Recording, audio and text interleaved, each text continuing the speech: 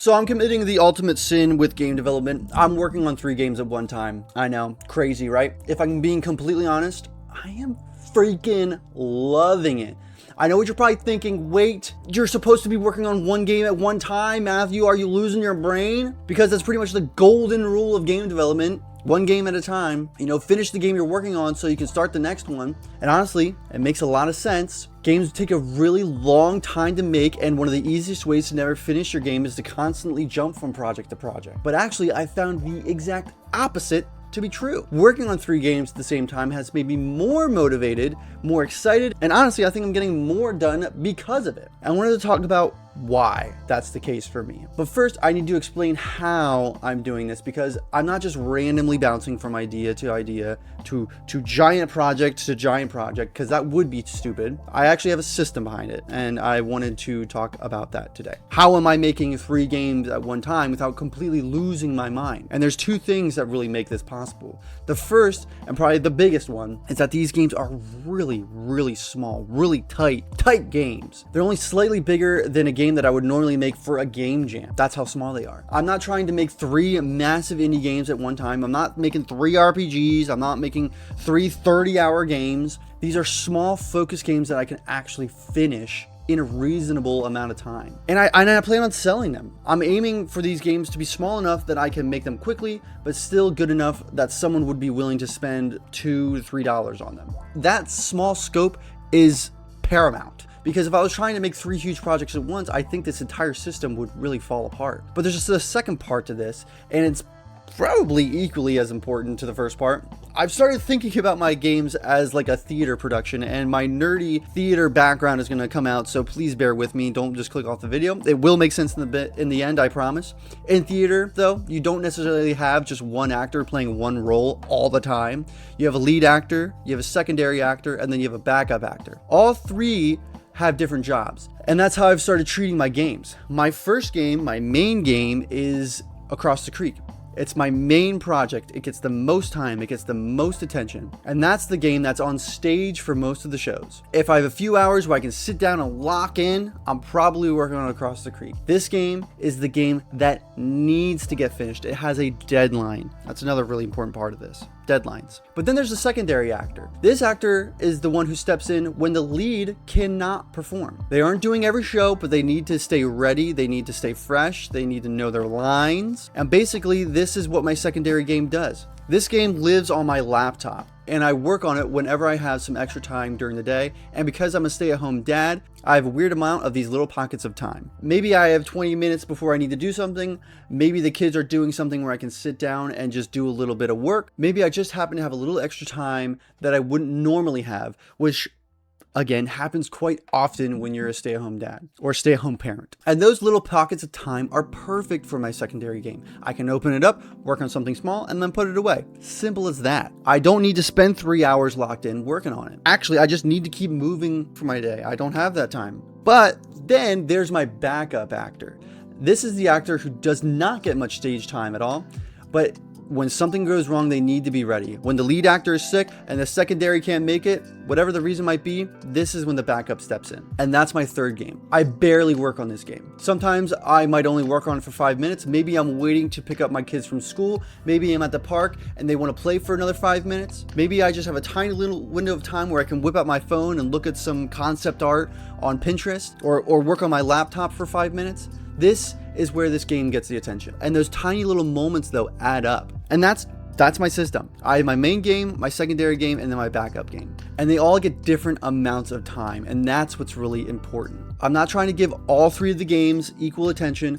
I'm actually intentionally giving them unequal attention. 1 game gets most of my time, 1 game gets some of my time, and 1 game gets whatever is left. And weirdly enough, it's been working wonders for me. But it brings up another question. Why am I doing this at all? Why am I not just focusing on Across the Creek so I can get it finished as soon as possible? And honestly, the answer is pretty simple. I just love freaking making games. I love making games. I love the process. I love coming up with new ideas. I love building mechanics. I love seeing something go from an idea in my stupid little head to something that I can actually play. That is the most fun part of game development for me.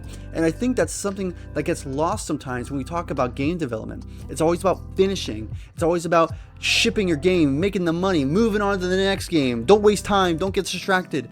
Don't have fun. Always keep grinding and moving.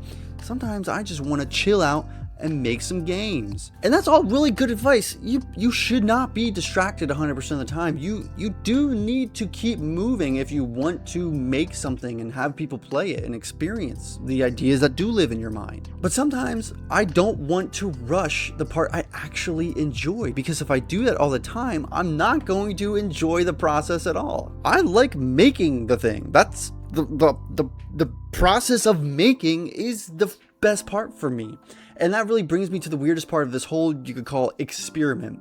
Because I actually thought that making 3 games at one time would make me less motivated to work on my main game. I thought I'd be constantly jumping around. I thought I would be distracted. I thought I would have 3 unfinished projects living on my computer forever. But something completely different happened instead. When I was working on Prepare the Past, I eventually got to the point where I was completely burned out. Prepare the Past was my first commercial release, so it should have had this golden aura about it, but I absolutely hated making it, which is really sad because, that process that I loved so much became a slog. Every time I opened the project, it felt like work. It was a nightmare, and eventually I completely, like I said, burnt out. I burned out. So you'd think that making 3 games at once would make this problem even worse. Instead, though, it actually has made the development so much fun for me again. And there's one weird reason why. It's weird. So yeah, bear with me. I constantly want to work on my secondary game, which is like, Matthew, that's exactly what was happening with Prepare the Past. Not quite. I get excited about working on my secondary game. I have ideas for it. I want to add things to it. Sometimes I sit down to work on Across the Creek and all I can think about is the other game. And you'd think that would be a problem, but it's actually doing the exact opposite. Because I have deadlines for Across the Creek, it's almost like my secondary game becomes a reward waiting for me on the other side of finishing it. And I get excited about working on it, but I can't really give it my attention until my main project is finished because, again, I have deadlines. It's this weird dichotomy of these walls I put up, or deadlines being the walls, and these things I've placed that help me to keep moving. I get really excited about working on it. So suddenly finishing my main game isn't this giant chore standing between me and actually the thing I want to work on. It's this thing that sort of unlocks the next thing, because genuinely I want to finish Across the Creek. I have a deadline for it. The intention is to finish it, and I feel like if I just threw Across the Creek away, I would have this guilt following me into the second game. So there really is this sense of finishing Across the Creek unlocks the secondary game and allowing myself to work on it. And that unlocking has really changed the way I feel about development. I'm not just motivated to finish Across the Creek, I'm actually enjoying it. And that's not really something I expected. I expected Prepare the Past syndrome. I'm getting the fun out of working on my new project while still having a really strong reason to finish the old one. The strong reason being not the guilt of not finishing it. That guilt, wanting to avoid the guilt of not finishing it, is helping me finish it, and not in a toxic way. I know this might not seem like it makes sense, but it's been making a lot of sense in my brain. But then to kind of wrap this all up, then there's my third game, the one that's almost like a little side dish. I'm not spending enough time on it to get overwhelmed by it, but I'm still making tiny bits of progress, which feels really, really good. And every once in a while I look at it and think, oh man, I really want to work on this. And then I get back to my main game. And these 3 projects are really just feeding into one another. And my main game gives me something to finish. My secondary game gives me something to look forward to. And my third game just gives me something fun to poke at when I really only have a few minutes. And somehow this has all led me to getting way more done. All I've been doing lately is making games. I'm not even playing games. I'm not making videos right now. I've been like pretty much dead on my Discord because I've just been loving the process so much. And this brings me back to what I said in the beginning.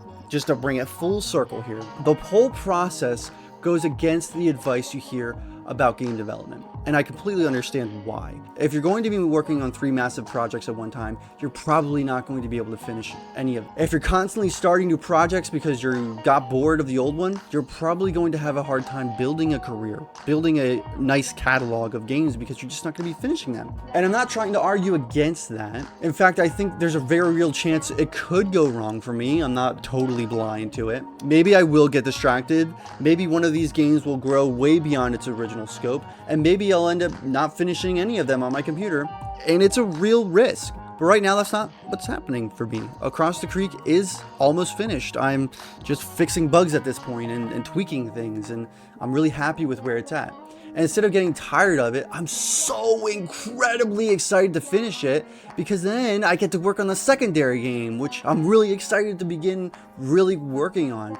And I think that's really the bigger lesson I've learned from all of this. You should question the advice you hear about game development. Not because all advice is bad. A lot of it's really good. Go listen to Jonas Tyroller. He has literally a gold mine of advice to offer, and it's all like freaking amazing. But you should really question some things, because game development isn't the same for everybody. Everyone is different. Something that completely destroys one developer's productivity might be exactly what another developer needs. Maybe you need to work on one game at a time. Maybe you need to make tiny games. Maybe you need to work on a team. Maybe you need to work alone. Maybe you need to have 5 prototypes before committing to one project. And maybe you need to work on 3 games at once. The important thing, though, isn't blindly following someone else's advice or rules. It's paying attention to what you actually need as a developer and what works for you, for your life, for your time. Because sometimes the thing that you're told is the wrong way to make games might just be the very thing that helps you to keep making them. Because that is truly what I've found about myself. It has made me love the process all over again. And I wouldn't be here if I hadn't questioned that very advice. So my advice is to question advice. Thank you guys for being here. I know I have been literally MIA, but like I said, I just have been making games and loving it. I can't promise I'll make a ton of videos right now just because of that, but I genuinely do like making these videos as well. If you want to chat with me, join the Discord. I'd love to chat. Question advice that you hear, because it might be the antithesis of that might be the very thing you need to do. Have fun making games, and I'll see you next time, guys. See ya.